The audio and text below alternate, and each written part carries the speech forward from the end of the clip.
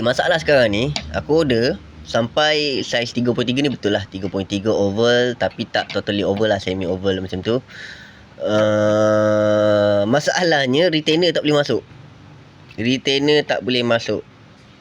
Brand mana-mana aku tak nak cakap lah kan, sebab mungkin kebetulan ke, sebab aku faham satu kilang tu kadang-kadang macam-macam brand ada, macam-macam model ada untuk satu kilang.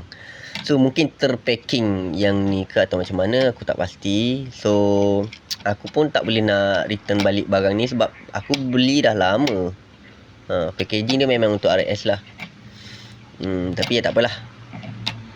Macam mana? Cuma beringat-ingat lah Assalamualaikum.